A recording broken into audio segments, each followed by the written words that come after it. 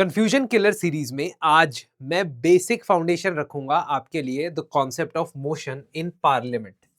Parliament यानी कि parliamentary democracy में, चाहे वो सेंटर में पार्लियामेंट हो या स्टेट में लेजिस्लेटिव असेंबली, विधानसभा, विधान परिषद हो, जहां पे भी पार्लियामेंट्री प्रोसीडिंग्स चलती है, वहां पे आप एक फॉर्मल मैकेनिज्म तैयार करते हो काम करने का। आप हमारे एमपीज एमएलएस को देखकर ये मत सोचो कि हमेशा यहाँ पे फाइलें फेंकनी होती है, चीजें गिरानी होती है, चीखना चिल्लाना होता है, स्लोगनेरिंग करनी होती है।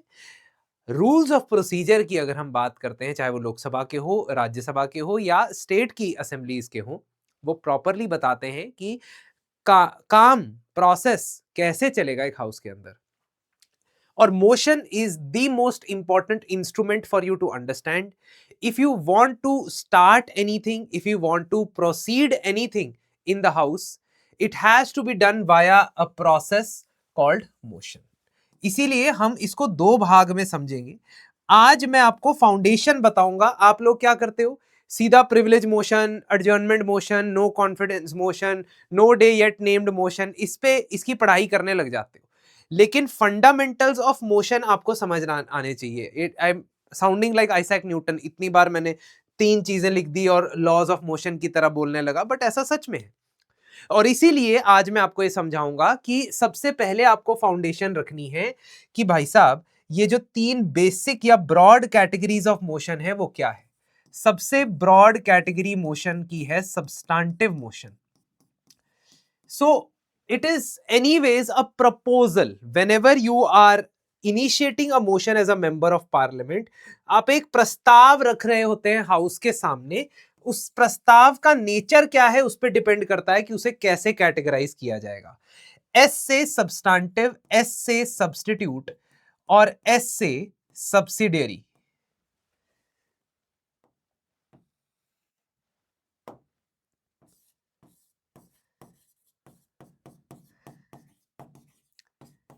तो पहले ये ब्रॉड क्लासिफिकेशन समझते हैं क्या होती है।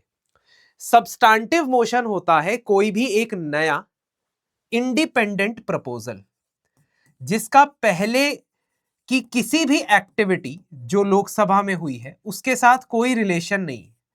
It is not related to any earlier proceeding and it is not in addition to that proceeding. It is a new independent proposal which is moved by a member of parliament. देखो, motion की initiation जो होती है, शुरुआत जो होती है, वो मेंबर ऑफ पार्लियामेंट करता है और उसके बाद एक एक करके प्रोसेस आगे बढ़ती है। न्यू इंडिपेंडेंट मोशन कौन सा हो सकता है? Let us say I want to introduce a motion to introduce a new bill in the house. मैं हाउस के अंदर एक प्रस्ताव रखता हूं कि मेरे पास एक नया बिल है, कानून का प्रस्ताव है, वो मैं इंट्रोड्यूस करना चाहता हूं। When I introduce that, it is a substantive motion. और I want to introduce a motion to initiate impeachment proceedings of the President of India.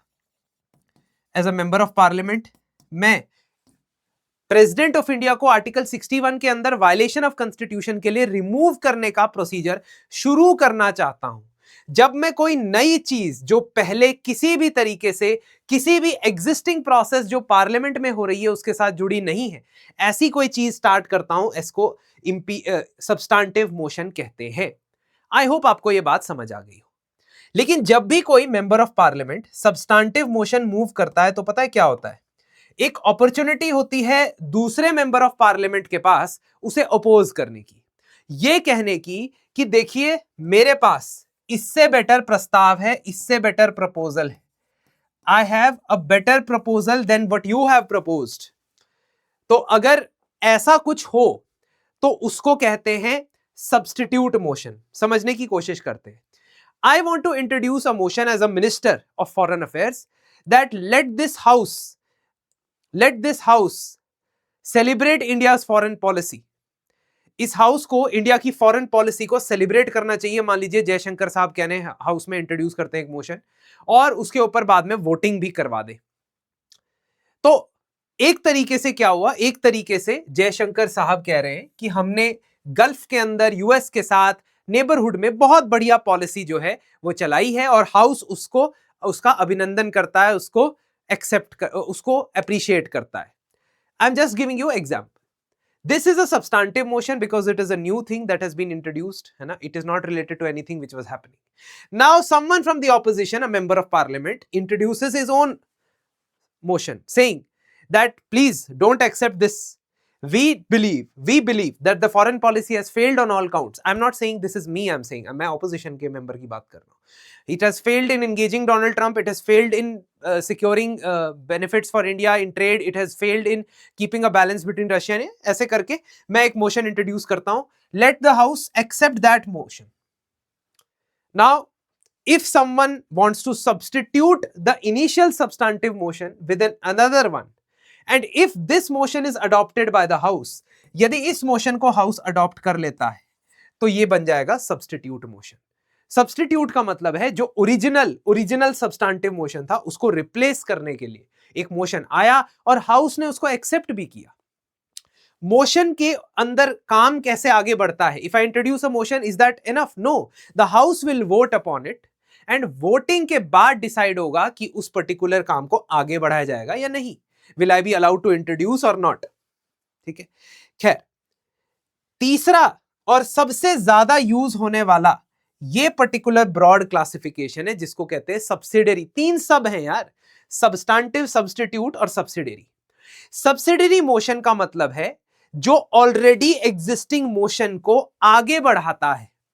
जो ऑलरेडी एग्जिस्टिंग मोशन या सब्सटेंटिव मोशन है उस प्रोसेस को next step कहां लेके जाना है ये बताने वाला हर मोशन सब्सिडरी मोशन है. So there is already an proposal that has been introduced, ठीक है, and that has been adopted. Now what to do with that proposal next? ये होता है subsidiary motion, जिसके खुद के 3 पार्ट होते हैं, 3 प्रकार होते हैं. एक ancillary, एक superseding और एक आखिरी amendment. इसको दूसरी शीट पे समझते हैं.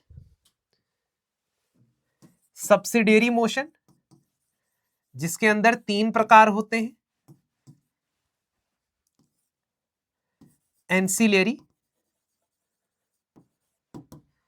Superseding and amendment. मैंने आपको क्या बोला?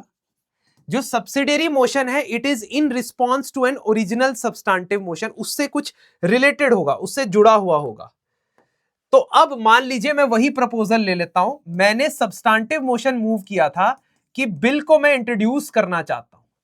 एक बिल है, ठीक है, मान लीजिए वो बिल है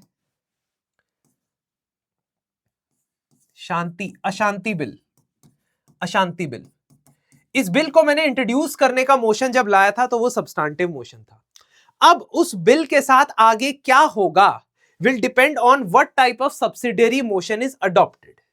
If अब someone says कि इस बिल को वोटिंग के लिए कंसिडर कर लिया जाए, ऑल्दो ऐसा डायरेक्टली होता नहीं है बट फिर भी मैं एग्जांपल दे रहा हूं, या इसको कंसिडरेशन में लिया जाए, या इस बिल को पार्लियामेंट्री कमिटी के पास भेज दिया जाए, जॉइंट पार्लियामेंट्री कमिटी के पास भेज दिया जाए. So any motion which will take this process forward, whether it is put for voting, whether it is put for discussion, whether it is sent to parliamentary committee, whether it is sent to public opinion, मैं example दे रहा हूं, इनमें से कुछ भी होगा तो that will be subsidiary motion and that will be ancillary. Ancillary मतलब आप substantive motion को आगे बढ़ाने के लिए अगला प्रस्ताव रख रहे हो. चलो इस बिल को कंसिडरेशन के लिए डिस्कशन शुरू करें, चलो इस बिल को पार्लियामेंट्री कमेटी पे भेजे, चलो इस बिल को जॉइंट पार्लियामेंट्री कमेटी पे भेजे जिसमें लोकसभा राज्यसभा दोनों होंगे. That is an ancillary motion. अब ये समझो कि मैं as a member of parliament मान लो ये एंसिलरी मोशन मूव करता हूं कि इस बिल को कंसिडरेशन के लिए लिया जाना चाहिए, यानी इसके ऊपर डिस्कशन शुरू कर दो, चर्चा शुरू कर दो. लेकिन दूसरा मेंबर ऑफ पार्लियामेंट आता है, कहता है कि भाई साहब इस बिल को कंसिडरेशन में मत लो, इस बिल को पार्लियामेंट्री कमेटी के पास भेजो. एंड अगर इस दूसरे मेंबर ऑफ पार्लियामेंट का मोशन अडॉप्ट हो जाता है तो वो है सुपरसीडिंग मोशन.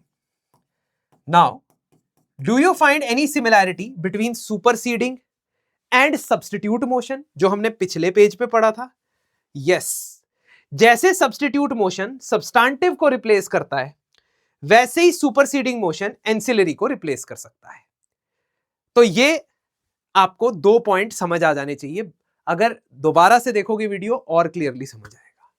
तीसरा और आखिरी, अमेंडमेंट मोशन। ये तो सिंपल है, मैंने कोई प्रस्ताव रखा, प्रपोजल रखा, उसमें कोई माइनर चेंज करना है ना, कोई अमेंडमेंट करना है, बदलाव लेके आना है, ठीक है। क्लॉज नंबर 5 में ये लिख दो, क्लॉज नंबर 7 में ये लिख दो, दैट इज अमेंडमेंट मोशन। खासतौर पे बिल्स के दौरान इसको ज्यादा इंट्रोड्यूस किया जाता है। तो ये होती है broad categories into which motions are divided. Now tell me अगर आप लोगों ने क्लोजर मोशन पढ़ा है तो वो किस कैटेगरी में आएगा, ये मुझे कमेंट सेक्शन में बताओ। और नेक्स्ट वीडियो में I will discuss the specific types of motion, क्योंकि आपको बेसिकली बेसिक्स के बारे में पता होना बहुत ज्यादा जरूरी है यहां पे। तो मैंने बेसिक्स के बारे में बताया, इसी तरीके से हम बेसिक्स से बिल्ड करते हैं चीजों को अपने क्रैश कोर्स के अंदर, चाहे वो कोई भी सब्जेक्ट हो, whether it is static or current affairs, each and everything is holistically covered from prelims perspective, so that आपके concepts clear हो और आप factual and conceptual दोनों क्वेश्चन सही तरीके से कर पाएं। CSAT test series GS everything will be available, just call and visit the website। Next part 2 में जो मैं बताऊंगा वो स्पेसिफिक मोशंस होंगे। पार्ट 2 लिख दो कमेंट सेक्शन में, जितने ज्यादा कमेंट उतनी ज्यादा चांसेस कि मैं कल ही वो वीडियो आपके लिए ले आऊं।